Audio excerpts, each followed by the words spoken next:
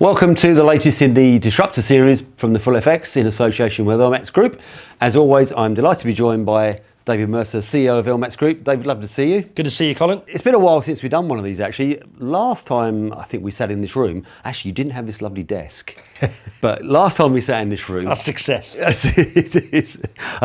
You just acquired the hedge pool business to sort of build the swaps business out.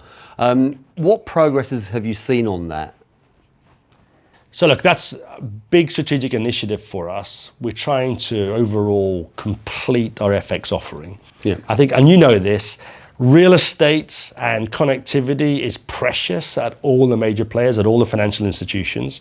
So you need to turn up and offer them more than a spot club right now or a spot club in London. Yeah. You need to offer them spot clubs around the world. You need to offer them forwards. You need to offer them swaps. You need to offer them NDFs. So a big strategic initiative for us.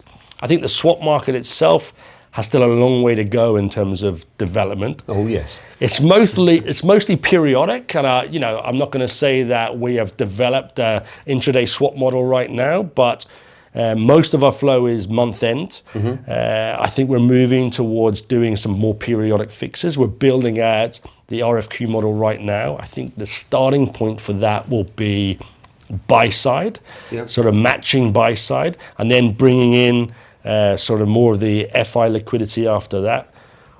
We're pretty happy at this stage where we are, but I think it's going to take 3 years for the real fruition of that swap landscape to develop. I'm interested actually what happens in the digital space in terms of whether more blockchain enablement and stablecoin swaps can accelerate swap settlement. But for now, it's still a little bit too OTC. I like to think that we can change that. We can disrupt that. Back to the title of the series. We're going full guns ahead. I've got 2 dev teams working on it constantly. So watch this space. I'd like to think that we'd be printing swaps on a daily basis by second quarter of next year. Okay, yeah. I mean, because it's happening at an interesting time in the FX swaps market structure, as you alluded to there. It's slow progress across the whole industry. There's a need for a market structure acceptance, market structure change acceptance, I should probably say. Do you think that's part of, if you mentioned 3 years, within 3 years, do you actually think that stablecoin and faster settlement thing could generate something like intraday FX swaps? For sure. Yeah. I think it's really possible. But then again, I'm not in control of the structure or the microstructure within those large institutions or within those banks today. So we've tested it. The market has tested intraday repos, intraday swaps, but you know how the plumbing works in foreign exchange. So can we change the messaging? Can we change the SWIFTs? Can we change the ultimate credit mechanism, which is CLS? Yeah. Can we change that within that 3-year time horizon? I don't know, and I don't know if the will is there within those financial institutions. Much as I love foreign exchange and much as I love the swap market, it's not a huge problem for those institutions right now. It's relatively low cost. Yeah.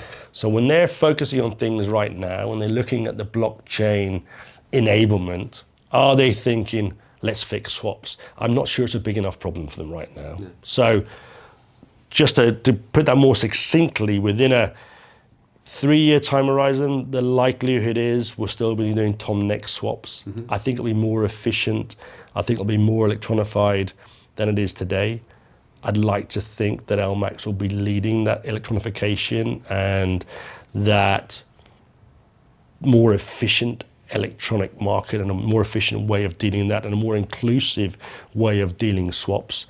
Perhaps we'll have to wait outside that 3-year time horizon for blockchain enablement. Do you think, we're at the end as we're recording this of the stablecoin summer, which I believe it's called, which is a bit of a mystery to us in Australia because it was a winter. But do you think actually we're in this crossover period where developments in that sort of digital assets world and with stablecoins can actually drive change in one of the biggest FX OTC market? I think it's inevitable. I really think it's inevitable. I mean, I'm a big fan of S-curve adoption. This is typically what happens, and none of us would believe it. None of us would believe the electronification of trading overall. None of us would believe the growth of the internet. None of us would believe the growth of digital telephones, right? Or photographs on your telephone. I mean, we were all talking about digital cameras maybe 20 years ago. Yeah. The growth, go back to the growth of telephones or aeroplane travel. I think that's what's going to happen with blockchain. But at the moment, we're sort of all sitting back on the sidelines, maybe in disbelief. How much does blockchain really matter? How much will it change what we do day to day? But I think the element of fungibility that stablecoins bring will just accelerate activity in all our capital markets. And if you think about swaps specifically, all we're doing there is oiling the wheels of foreign exchange. Most of the swap market isn't people choosing to swap one currency for the next. It's because they need it. Yeah. They bought something in euros, they bought something in dollars. So The basic need of foreign exchange. correct. Yeah. And it's still a bit clunky because we know it's T+1, T+2, bit clunky. So fungible, immutable, more real-time settlement enabled by blockchain coins. Yeah, I think it really can drive innovation and change in foreign exchange. I still think it's still a tiny, tiny bit of capital markets today. Yeah. You know, $4 trillion in total market cap. Foreign exchange trades what, 8 trillion a day? 9.6 apparently. There we go, 9.6 trillion. Yeah. So, okay. Oh, it did in April. So we're going to need this to improve. We're going to need this digital asset sub-market to increase somewhat to really drive change in that 9.6 trillion market. Yeah. How costly is it? Because, I mean, you mentioned air travel there. I mean, it takes me 1 hour longer now to fly from London to Sydney than it used to 25 years ago, mainly because they're trying to save costs by flying at slightly lower speeds. I mean, is the cost structure around stablecoins a good enough argument for their adoption in TradFi? Today, no. Yeah. Absolutely not. So that's one thing they've got to overcome. 100%. Yeah. I mean, 100%. It's actually, let's go back to air travel. I'm like you, right? I assumed when I was a wee boy that we'd all be getting on Concorde and we'd be in Sydney for lunch, right? But you're right. They just built bigger planes. Yeah. So, by the way, it's a good analogy for stablecoins. At the moment, we've built something bigger, something slower, and something more expensive. Yeah. Right? The underlying technology is phenomenal. Yeah. The underlying technology, blockchain technology, can change a lot of what we do in capital markets, certainly from record keeping, reconciliation, and settlement. But at the moment, the costs are way more than it is to trade a euro-dollar Tom next. Yeah. Way more. Gas fees are way more. But some of that is just efficiency and liquidity, the age-old problem of liquidity. When all the big guys come in, when all the FIs come in, right, and they suddenly start quoting swaps on chain, and perhaps we settle off chain, interestingly enough, then the marginal cost can be driven closer to zero. Because let's face facts, that's almost the price of trading foreign exchange today. Yes. In the institutional market is almost zero. So if cost is going to be the driver, it's pretty hard to beat FX today. So blockchain needs all the participants to come in, all that liquidity to come in, so that it can at least be comparable on costs. So are you therefore positive about recent developments where you've got a few bank consortia getting together to actually investigate, not actually launch, investigate a group stablecoin? Because those are those big institutions you're talking about. 100%. I think, put it this way, they need to collaborate. Yeah. Bit like countries around the world need to collaborate. A bit like all the stablecoin issuers need to collaborate. So if you take the biggest bank in the world, and they did develop their own coin internally, but that's wonderful for them and their customers. But it has to be acceptable by more than just them. So I'm going to need another financial institution to accept it. Example today is, I can turn up with RLUSD, USDC, maybe Tether, and I can deposit that with various brokers as collateral. But if I turn up at most of my major banks, and I mean the 40 banks that trade with LMAX Group every single day, they're going to say, what is that? Yes. bring me fiat dollars. So I'm going to need them to accept one of those or one they create. Yeah. And I think the legislation in the United States means they can create something they're comfortable with. And certainly you're going to need those groups to get together because it's going to be some time north of never whenever the United States or other major jurisdiction issues a central bank digital currency. Yeah. So we're going to need someone else to do it, and it's probably be driven by the banks. Yeah, and I guess ultimately, if this couldn't have happened 15 years ago because there was a trust issue post GFC, I guess you could say it's one positive of regulation that banks are probably. I don't think they've ever been trusted. Everyone complains about their bank, but the fact is they are. I think a lot of people in TradFi would be more comfortable with a stablecoin backed by 10 major banks whose balance sheets we can find online at any given time, compared to maybe a startup or a consortium they've never heard of. Yeah, I think it's absolutely right. And it's going to be, what's it backed by? Yeah. I mean, the best bit is, what I'd be saying to everyone is, you'll talk to some crypto natives who'll think that this is going to destroy fiat, disrupt fiat, end the dollar. It's just not the case. It's actually going to augment the dollar and fiat, because for you to have faith and trust in that stablecoin, you're going to know it's invested in US treasuries. Yeah. Right? Yeah. Or if it's a UK coin, in UK gilts. Yeah. Right? Japanese JGBs.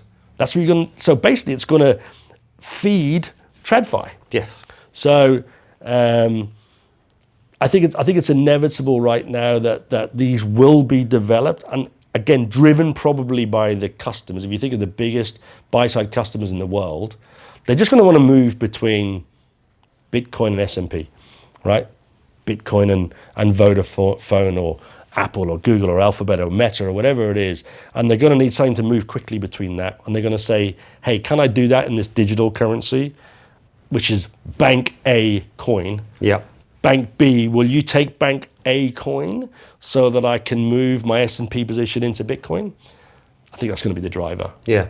And I think we're right at the start. You've sort of got that now with there's some prototypes, but those prototypes are going to have to get much, much bigger, right? I mean, I'm talking about the biggest asset manager in the world controls double-digit trillions a day. The total market cap of stablecoins, as we sit here today, is 300 billion. But is there a problem, the fact there are so many stable coins? I mean, I kind of look at it myself and go, you know what, maybe the healthiest thing for this market will be an absolute blow up that gets rid of some of the weaker players, and we can establish, I guess, like the dot-com bubble, where out of disaster came, Amazon, Google, the biggest companies and strongest companies in the world today. I sometimes wonder myself, do we need that in this sort of stable coin so we can actually, I have no idea how many stable coins are in the world. I hear about so many of them on a daily basis. So we can clear out maybe 80% of them. I think it will be survival of the fittest. I think the cream will rise to the top, and it's about the fungibility. But is it, yes, but is it also a problem, the fact that at the moment everyone's making money in it? Not everyone. Okay. I mean, we're not. I think the crypto you bros must have been long Bitcoin at some stage. I know, I'm certainly very long Bitcoin. I'm a believer. Ladies and gentlemen, I'm a believer in Bitcoin. We've certainly done well in that. But in terms of the stable coins, there is, I think the crypto bros, there are some crypto traders that are affecting the arbitrage in those stable coins. But again, it comes down to, stablecoins should be a facilitator. That's it. And it's about, two F's have come up with it, live on the spot: fungibility and facilitation. Yeah. So ultimately, it's like, where is this useful? Yes. Now, right now, I'd be happy to sit in RLUSD. I'd be happy to sit in USDC. If I can earn interest. If I can't earn interest, then I have to go to fiat. And the Genius Act in the United States says that they can't pay interest. So ultimately, I need to flip it into something else. I need to flip into the Treasury bill.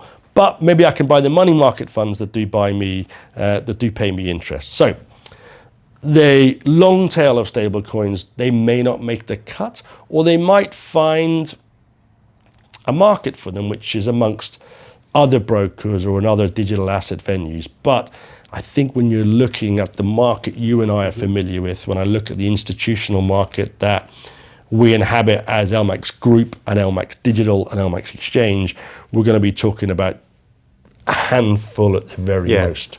Yeah, I would agree with that, and I think that's kind of where I see it going. So you've mentioned there, we definitely went down a bit of a rabbit hole there, didn't we, with our stablecoins, which is great as usual. I want to take us back about 5 minutes to when you were talking about buy side and the swaps and so on, because obviously another business that you acquired a couple of years ago now was Curex. Yeah. Your idea was always to sort of build out your buy side presence. How's that side of the business going? Could not be happier. Good. Well, actually, that's untrue. Hang on, yeah. I can always be happier. We've delivered exactly what we thought we'd deliver. Now it's a case of just capturing more wallet share, some more market share from the buy side. I think the guys had built a good business there, a good single order book for a niche set of customers.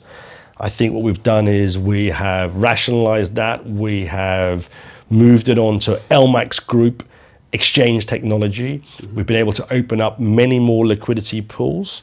We've been able to sell different product, not just spot, so spot, NDF, swaps, more coming soon to that same client base. I think if I look at overall, we've probably grown volumes 50% just in that client segment, but there's many more to come. Again, that customer base, buy side, real money, corporates, wherever you sit, they're busy, right? And they have a lot of requirements. And quite often, foreign exchange is pretty low down their requirement list, but it's required for everything they do. I need to deliver more to them down one pipe. Which product do you want, in which location, and how do you want your liquidity to look, and how do you want your execution to work, right? Do you want it to be fast and noisy or slow and quiet? I need to deliver all of that. Then you overlay digital assets, because guess what? They're all saying, and you've seen it, some of the biggest ones in the world have entered the ETF market, which ultimately executes on the spot. So I get a large part of that spot flow every day in digital assets. Same thing, one pipe, multi-products, multi-asset class, multi-jurisdiction. It's probably the area or the segment of the business I'm most excited about, but it's blooming hard, right? You know that client base, right? It's blooming hard to crack it. You never really crack it. It's very competitive, and they're very demanding. But the opportunity is enormous, and I think we're well positioned, but we just need to work harder at it. Yeah. I'm glad you hadn't gone totally soft on me there when you said you couldn't be happier, and at least we're back to hard work again for everyone at LMAX. There's your message. So, I guess the other thing I want to talk to you about as well was we've had 6 months, I guess, of a periodic very high volatility. We've had a year, maybe a year and a half of sustained volatility. How has the order book model gone down? I mean, obviously volumes are up, we know that. But I mean, how does the order book model played out in that? I wish I had a straight answer for that. I mean, I think the way I characterize the volatility is sporadic, right? So, look, I'm not a VIX trader. I don't look at it daily or hourly or minute by minute. But you've had periods of extreme volatility, followed by lulls. And I think then when you have the lens, you say overall for that 18-month period, you say high volatility. So, central limit order books, foreign exchange, postcode, how's it played out? I think you still have a largely two-speed market. I think the largest makers would still ideally price bilaterally. I think a lot of the buy side are still happy with that execution as long as they can prove best X. I think something we alluded to earlier, the sort of less noisy execution is probably winning out, if I'm honest. club execution sometimes can be quite noisy. Now, Yeah. when you have those periods of volatility, we're at record days. Everyone had the record days in April. Yeah. Right? Bloody noisy execution. Yes. Right? But everyone needs you then. Everyone needs that depth of liquidity then. So I think, and what we've had to do, I've had to be pragmatic in this in building out LMAX. So we don't just have a central limit order book for you now. So that's still our DNA. I will probably go to my grave talking about the advantages of public marketplaces. I simply think that if we go and inhabit Mars with Mr. Musk and we set up an efficient market, we'll be setting up central limit order books, right? We'll be setting up marketplaces that look like that. But got to be pragmatic. If my customers, and I cover all the segments, if they'd rather have RFS, if they'd rather have RFQ, if they'd rather have bilateral pricing from one, or they'd rather have sort of multilateral 3 or 4 named participants. Yeah. Likewise, if an LP says this price is for 6, we have to facilitate that. Yeah, probably what you've seen, look, to this day, over 85% of what we do is from our central limit order books. Yeah. But there's a significant portion now. The 15% would be bilateral, would be private rooms. I haven't seen any evidence that that's going to disappear in the short term. No, I mean, because ultimately, earlier you were talking about broadening the product spectrum, and effectively what you're saying is you've also had to deliver that sort of delivery mechanism. And I think you're 100% right on the noise. More and more people I talk to on the buy side are aware of information leakage. Yep. And at this stage, we are not going to get into the fix because I'm not going to blow up live on camera. This could be another half hour. I was going to keep watching, folks. It could get nasty very quickly, yeah. So I guess, are you also then looking across? Let's bring that into across products. Obviously, the acquisitions come into play now. We recognise, okay, that's why you're doing that. But do you also, when you're looking at your new market segments from your acquisitions, are you also looking at those and say, okay, we maybe need to bring the RFS in here? 100%. Yeah. 100%, right? So, thanks for bringing it up. I should have been a better salesman earlier, but yeah. We've developed all our execution protocols, right? So now I have to develop all execution protocols because when I have that conversation, I've got one pitch of that customer. If I don't deliver the execution protocol that he wants, then I lose it. So you look at digital asset space. Funny enough, that was more simple than we thought to enter that space 8 years ago, right? We launched it 8 years ago. I'm feeling old all of a sudden. Correct. And the market just needed efficient execution and order book execution. And they had adopted and adapted our club model very well. Mm-hmm. Then the market's expanded, right? And you have a 2 or 3 speed market there in digital assets, right? A lot of people connecting over the internet. And then you have a lot of people who are connected on fix or have itch and understand low latency, right? So it can get messy. So absolutely, what I have to try and do, what we have done is deliver whatever execution protocols I develop on the FX side, we transport that over to the digital asset side. Likewise, you move into the bilateral space or multilateral room space. And what you're seeing now is a lot of the significant FX participants, makers, are moving into digital asset space. Right. And they're starting to bring with them that methodology. Mm-hmm. I hope to goodness we're not transporting last look.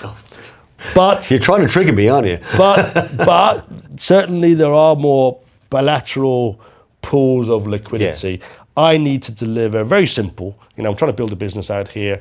If I'm talking to customer A and they trade bilaterally in foreign exchange and they're familiar with it and they don't like clubs, when they move into digital assets, they're going to want to trade the same way. Yeah. So again, back to the fungibility bit, I'm building out the future cross-asset marketplace at LMAX Group. I'm completing foreign exchange. I'm expanding digital assets. And what I need to do is join the two. And when I join the two, it means whatever you're familiar with in TradFi, whatever you're familiar with in digital assets, I can transpose the two. So I wanted to sort of close out. I think it's becoming traditional with these videos now to talk about your plans for the coming year, for instance. I think we've covered a bit of it there. But before we do that, I wanted to ask you about perps and why you've launched them and what the target is there. I mean, I kind of think I know, but yeah, there's something I used to say about LMAX Group, and with our my sort of entrepreneurial hat on, and trying to complete LMAX Group and trying to become relevant to all our customers. Never leave a ticket unprinted. And for a long time in the digital asset space, I just offered majors, right? If you talk about the top 5, or certainly if you talk about Bitcoin and Ethereum, I offered majors and I offered a spot club. We then, on the broker side of the business, offered CFDs. I happened to think, erroneously, that the CFD would become the leveraged product of choice. We looked at the institutional space and assumed that a 7-day-a-week future would win out. Turns out it hasn't. It's still a 5-day-a-week future, which seems crazy to me in a 7-day market. So perps have won out as we sit here in 2025. And I've sat on the sidelines, and all of my major customers trade perps. Right. We think there's room for institutional exchange offering perps. Most of that will be for risk transfer. Okay, so people say, oh, you offer 100-to-1 leverage. I haven't changed overnight to going B2C. We don't go B2C, but I do have 200 brokers who do go B2C, and their clients want to trade perpetuals. Guess what? The clients trade perpetuals with a lot of my major LPs and major market makers. They also want to get out in something which is fungible, and they want to risk transfer. Ultimately, they just want to be able to risk transfer and make more markets 24/7. So the time was now. We've only just launched it. We're pleased with the product. We're pleased with the connectivity. We think we have a role to play. And again, it's just part of